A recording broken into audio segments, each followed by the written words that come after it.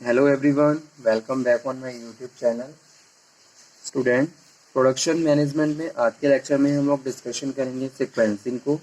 Sequencing क्या होता है और टेक्निक्स ऑफ सीक्वेंसिंग। ठीक है, लेट्स कवर।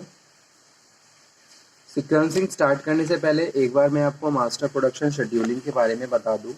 क्या होता है मास्टर प्रोडक्शन शेड्यूलिंग, क्योंकि ये टॉपिक हम ऑलरेडी डिस्कस कर चुके हैं। इसके कुछ पॉइंट्स रह गए थे जो आज हम कवर कर लेते हैं और उसके बाद फिर सीक्वेंसिंग को भी दोबारा से रिवाइज कर लेंगे। ठीक है, and again I am saying if you have any problem any doubt then you can again discuss. दोबारा से डिस्कशन कर लीजिए, जो भी प्रॉब्लम हो, कोई भी डाउट हो तो आप उसको दोबारा से डिस्कस कर सकते हो। ठीक है, मुझे नोट डाउन करवा दीजिए बस। Master production scheduling, it is the detailed production plan. अगर मैं मास्टर प्रोडक्शन शेड्यूलिंग की बात कर रहा हूँ तो मैं डिटेल में जो प्रोडक्शन का जो प्लान है उसके बारे में डिस्कशन कर रहा हूँ, जहाँ इनपुट से लेके आउटपुट तक जितनी भी फंक्शंस, जितनी भी एक्टिविटीज़ परफॉर्म कर रही हैं, ऑल इंक्लूडेड। ठीक है, सब इंक्लूड हो रही हैं। जैसे कोई भी एक प्रोडक्ट जो अनफिनिश्ड है और वो 10 वर्क स्टेशन से होता हुआ फाइनली फिनिश्ड में चेंज होगा, और 10 के 10 वर्क स्टेशंस पे जितने भी सब फंक्शंस परफॉर्म होने हैं, all are included in master production scheduling. ठीक है, so that's why it is a detailed production plan for the end item to be produced by the plant. ठीक है, प्लांट में जितने भी एंड आइटम प्रोड्यूस हो रहे हैं उसके बारे में detailed production plan known as master production scheduling. इसको शेड्यूलिंग या स्केड्यूलिंग बोलते हैं। ठीक है, a master production schedule is a statement of what will be made. क्या बनाना है, कैसे बनाना है, how many units produced will be made and the when they will be made, कब और कैसे और किसके द्वारा।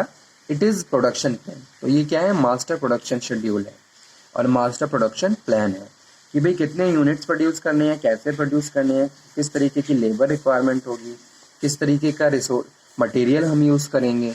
ये सारे डिसीजंस मास्टर प्रोडक्शन शेड्यूल का पार्ट होते हैं। Master production schedule must also consider the capacity of plant and requirement. ठीक है, master production scheduling must also consider the capacity of plant. Plant की कैपेसिटी कितनी है, कितनी कैपेसिटी है प्लांट की और कौन कौन सी चीज़ें रिक्वायर्ड होंगी। ये भी, जैसे कि आपको कोई नया प्रोडक्शन बायर के थ्रू कोई नया ऑर्डर मिलता है, इसमें आपको कुछ इनोवेटिव बनाना है, तो सबसे पहले आप क्या करोगे, अपने प्लांट की कैपेसिटी को रिकॉग्नाइज करोगे कि भी मेरे प्लांट में क्या ये प्रोडक्ट प्रॉपर्ली प्रोड्यूस हो सकता है। अगर रिक्वायरमेंट्स है तो किन किन रिसोर्सेज की रिक्वायरमेंट है, भाई कोई नई मशीन चाहिए होगी, कोई स्पेशल टाइप की लेबर चाहिए होगी। तो इस तरीके से हम रिकॉग्नाइज करते हैं, आइडेंटिफाई करते हैं। तो वही चीज़ यहाँ पे हम बात कर रहा हूँ कि एक प्रोडक्शन मैनेजर रिकॉग्नाइज करता है प्लांट की कैपेसिटी को according to the requirements of buyer और requirement of resources also. So all planning for material, manpower and equipment and the financing for facility is driven by the master production scheduling. ठीक है, master production scheduling के main objectives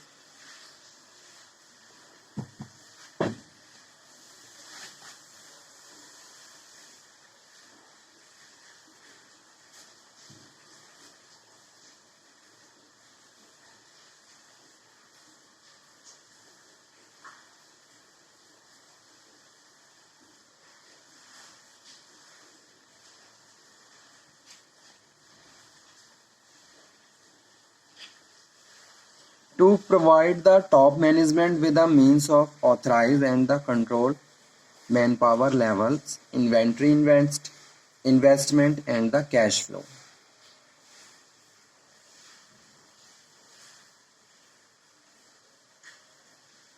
To coordinating marketing, manufacturing, engineers, finance activities and the common performance objectives.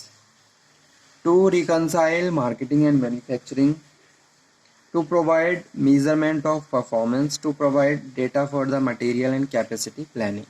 ठीक है, come to today's session, that is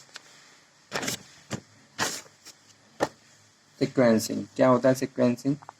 Sequencing is the arrangement of tasks required to be carried out the sequentials. ठीक है, sequencing का मतलब है जो जितने भी टास्क हमें परफॉर्म करने हैं और उनको किन किन किन अरेंजमेंट में परफॉर्म करना है, ठीक है।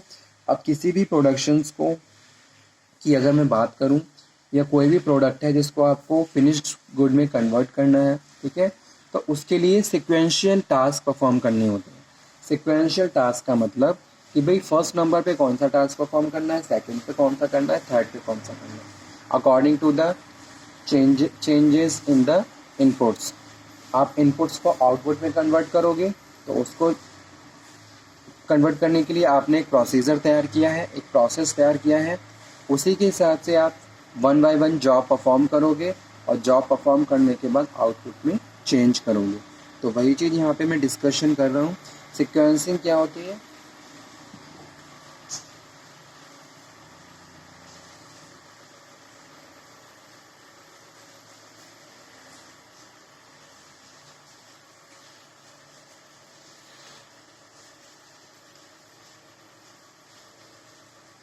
Sequencing is the arrangement of tasks required to be carried out sequentially. In other words, sequencing problem is to find the sequence of jobs in such a way that when execute it should be given maximum profit, ताकि जब हमें उसको execute करें तो maximum desirable result को achieve कर सकें, ठीक है। Sequencing problems arise when we are concerned situations where is a choice as to the order in which number of tasks can be performed, ठीक है। Sequencing is a process that determines the priority job orders should have in the manufacturing process. Sequencing result in priority rules for job orders. इसकी दो techniques होती हैं, priority rules और Johnson rules. Providing directions for developing sequence. Second है base minimum processing time. तो दो technique होती हैं, एक तो होती है प्रायोरिटी रूल्स। प्रायोरिटी रूल्स में यहाँ पे हम बात कर रहे हैं providing directions for developing sequence, ठीक है, डायरेक्शन के हिसाब से। और सेकंड है minimum processing time. So terminology of sequencing: number of machines, processing time, processing orders, idle time on machines और टोटल elapsed टाइम। तो कोई भी प्रोडक्ट है किसी एक पर्टिकुलर मशीन पे जा रहा है तो उसकी टाइमिंग फिक्स होती है। पहले तो हम ये सीक्वेंसिंग में ये देखते हैं कि भाई नंबर ऑफ मशीन्स कितनी है, ठीक है। उसके बाद हर मशीन का प्रोसेसिंग टाइम हम एनालाइज करते हैं। उसके बाद प्रोसेसिंग ऑर्डर क्या होगा, यानी कि ऑर्डर का मतलब अगर सारी मशीन्स लगी हुई हैं तो ऐसा नहीं है कि कभी भी किसी भी मशीन्स को आप यूज़ कर लोगे, तो उसका एक प्रॉपर ऑर्डर होना चाहिए, ठीक है। उसके बाद आइडियल टाइम कितना होगा एक मशीन्स पे, और टोटल elapsed टाइम निकाल लेते हैं। तो इस तरीके से प्रॉपर टाइमिंग फाइंड आउट हो जाती है कि भाई कितना टाइमिंग एक मशीन्स पे स्पेंड होने वाला है। तो इस यही है सीक्वेंसिंग का topic. Sequencing is the arrangement of tasks required to be carried out sequentially. In other words, sequencing problems to find sequence of jobs in such a way that when execute it should give maximum profit, sorry, ठीक है। जैसे कि मैं एक production manager की बात करता हूँ। प्रोडक्शन मैनेजर की मेन रिस्पॉन्सिबिलिटी होती है टास्क को परफॉर्म करना, ठीक है, करवाना। तो उसके लिए वो प्रॉपर प्लानिंग करता है, डिसीजन मेकिंग करता है और सिक्वेंसिंग भी करता है। सिक्वेंसिंग में वो ये फाइंड आउट कर लेता है कि भी कितनी मशीन्स हैं और किस मशीन को कब किस तरीके से यूज़ करना है, कौन सी जॉब परफॉर्म होनी है, ठीक है, उसका क्या प्रोसीजर होगा, क्या स्टेप होगा। प्रोडक्शन में भी अलग अलग डिपार्टमेंट्स होते हैं, तो अलग अलग डिपार्टमेंट के हिसाब से वर्क को डिवाइड कर दिया जाता है, ठीक है। वर्क को आप डिवाइड कर देते हो, उसके बाद सुपरविजन बेटर तरीके से कर सकता है सुपरवाइजर, और प्रॉपर कंट्रोलिंग रह सकती होती है, ठीक है। तो इस तरीके से प्रोडक्शन के फंक्शंस को प्रोसीड किया जाता है ताकि हम डिज़ायरेबल रिजल्ट्स को अचीव कर सकें।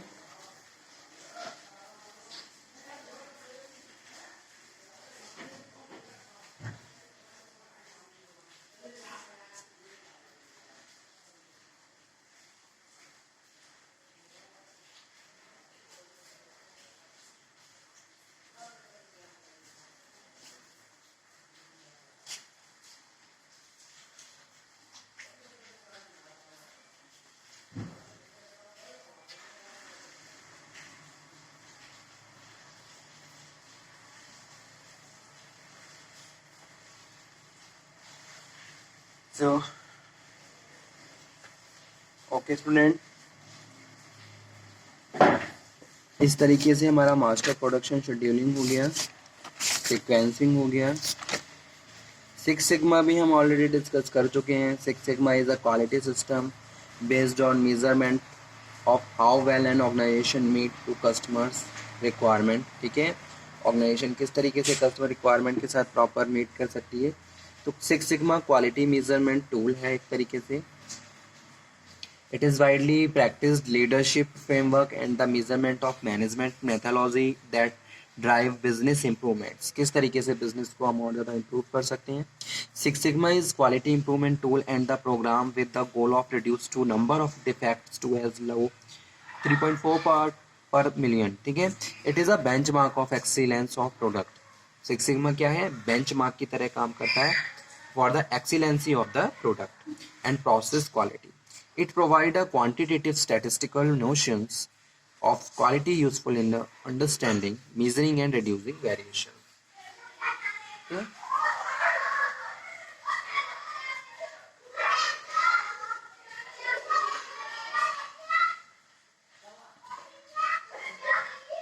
So it is also important, note down this topic and six sigma को भी आप अच्छे से प्रिपेयर कर लीजिए क्योंकि ये भी इम्पॉर्टेंट है। इस तरीके से बहुत सारे टॉपिक्स हम कवर कर चुके हैं। अगर आपको किसी भी टॉपिक में कोई डाउट हो, कोई डिस्कशन करना हो तो आप दोबारा से डिस्कशन कर सकते हो। ठीक है, एक बार पढ़ लीजिए, जितने भी टॉपिक मैंने डिलीवर करे हैं आप उनको पढ़िए, समझिए और कोई डाउट हो तो दोबारा से डिस्कशन कर सकते हो। इस टॉपिक को मैं यहीं पे फिनिश करता हूँ। नेक्स्ट लेक्चर में हम फिर से मिलेंगे और फिर से बात करेंगे एक नए टॉपिक पे। तब तक आप ये पढ़िए, समझिए। Okay student, thank you very much.